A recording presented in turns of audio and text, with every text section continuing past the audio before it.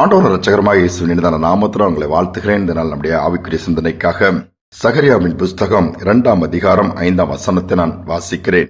நான் அதற்கு சுற்றிலும் அக்கினி மதிலாயிருந்து அதன் நடுவில் மகிமையாக இருப்பேன் என்று கர்த்தர் சொல்லுகிறார். ஆண்டவர் நம்மை சுற்றிலும் அக்கினி மதிலாயிருந்து நம்மளை பாதுகாத்து வழிநடத்துகிற தேவன். பழைய ஏற்பாட்டு காலத்திலும் கூட எலிசா தீர்க்கதரிசியின் நாட்கள் அது. எலிசா தீர்க்கதரிசியின் நாட்கள் எலிசாவுக்கும் விசேஷமான கிருபையை வல்லமையை கர்த்தர் கொடுத்திருந்தார். சீரிய தேசம் எப்பொழுதுமே இஸ்ரவேல் தேசத்துக்கு விரோதமாகத்தான் காரியங்களை செய்து கொண்டு யுத்தங்களை ஏற்படுத்திக் கொண்டிருக்கும் பொழுது சீரிய ராஜா போடுகிற எல்லா சதி திட்டங்களையும் முன்பாகவே இந்த எலிசா தன்னுடைய தீர்க்க தரிசனத்தினால் கர்த்தர் கொடுத்த கிருபையினால் தனது ராஜாவுக்கு சொல்லிவிடுவார். இது நிமித்தம் அந்த ராஜா உடனே விழித்து கொண்டு காரியங்களை ஒழுங்குபடுத்தி அந்த சதி திட்டங்களை முறியடித்து விடுவார். இப்படி நல்ல காரியங்கள்லாம் வரும்பொழுது சீரிய ராஜாவுக்கு ஒரு சந்தேகம், நமக்குள்ளே ஏதோ ஒரு ஒற்றன் இருக்கிறான், உளவாளி இருக்கிறான், எல்லாவற்றையும் அங்கு போய் சொல்லிவிடுகிறான் சொல்லி கேட்கும் பொழுது அங்குள்ளவர்கள் சொல்லுகிறார்கள், அப்படியெல்லாம் இங்கு யாரும் கிடையாது. இவருடைய பள்ளி அறையில் பேசுகிறதை கூட கேட்டு சொல்லக்கூடிய ஒரு தீர்க்கதரிசி அந்த தேசத்திலே இருக்கிறான். தன்னுடைய ராஜாவுக்கு எல்லாவற்றையும் அவர் சொல்லிவிடுகிறார். அவர் பேர் எலிசாங்கும் போது என்ன பண்ணுகிறார், தனது ராணுவத்தை அனுப்பி எலிசாவை பிடிக்க சொல்லி வரும்பொழுது இவர் ஒரு மலையின் மேல் இருக்கிறார். சுற்றிலும் ராணுவம் சூழ்ந்து கொண்டது. காலையில் எழுந்து எலிசா தீர்க்கதரிசியின் வேலைக்காரன் பார்க்கும் பொழுது அலறுகிறான். சுற்றிலும் சீரிய ராணுவப்படை நம்மளை முற்றுகையிட்டிருக்கும் போது எலிசா கவலைப்படவே இல்லை.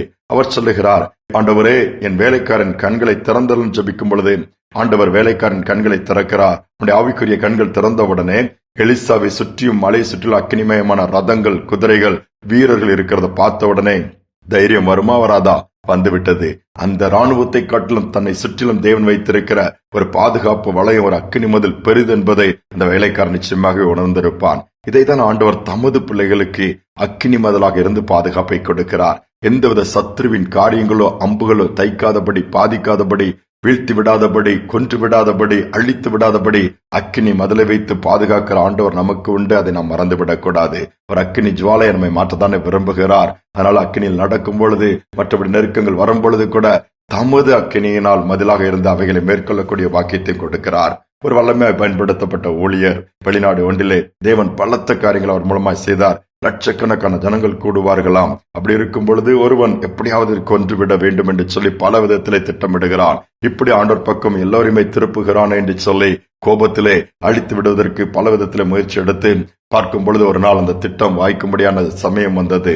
தன்னுடைய ஒரு பெரிய கண்ணை எடுத்துக்கொண்டு அந்த கூட்டம் நடக்கிற மைதானத்துக்கு வெளியே புதர்கள் நிறைந்த பகுதியில ஒழித்துக் கொண்டு காத்து கொண்டிருக்கிறான். எப்பொழுது அந்த மேடையில் அவர் ஏழை பிரசங்கிக்க ஆரம்பிப்பாரோ அப்பொழுது அவரை குறிப்பார்த்து சுட்டுவிட வேண்டும் என்று சொல்லி அவன் காத்து கொண்டிருந்து, அதே போல இருக்கும்போது பாடல் ஆராதனை முடிந்து நேராக ஊழியர் வந்து செய்திக்கு வரும்பொழுது தன்னுடைய கண்ணை எடுத்து குறிப்பார்க்கிறான். குறிப்பார்த்தால் அங்க அந்த ஊழியர் பார்க்கவே அவனால் முடியவில்லை. அந்த ஸ்டேஜ் முழுவதும் அக்கினிமயமாய் அப்படியே ஒரு ஏதோ ஒரு ஃபயர் எரிகிறது போல ஒரு மதில் மாறி இருக்கிறதை பார்த்ததும் இவன் குறிப்பார்க்க முடியவில்லை. திரும்ப முயற்சி எடுக்கிறான். அடுத்து அந்த ஸ்டேஜ்ல இருந்து ஒரு அக்கினி வந்து அந்த வாலிபனை தொடுகிறது.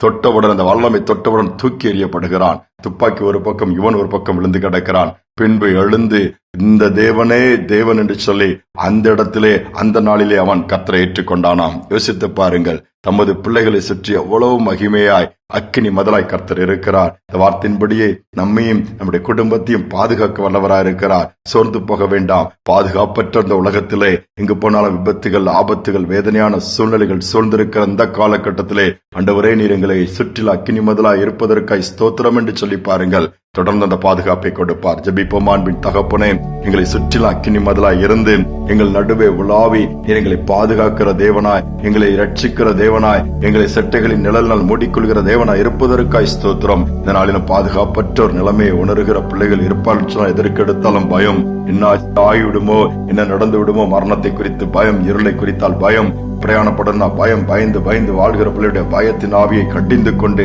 நீர் அக்கினி மதிலாய் குடும்பங்களையும் கூடாரங்களையும் பாதுகாக்க வல்லவர் என்பதை காண்பிக்கும்படி நாங்கள் ஜெபிக்கிறோம். இந்த பாக்கியம் அதை கேட்டுக்கொண்டிருக்கிற ஒவ்வொருவருக்கும் உண்டாகட்டும் அப்பா. இனி கூடாரங்களிலே பிள்ளைகள் மத்தியிலே இனி வேதனையான காரியங்கள் வேண்டாம், இழப்புகள் வேண்டாம். சத்ரு உட்பிரவேசித்த நாட்கள் போதும்.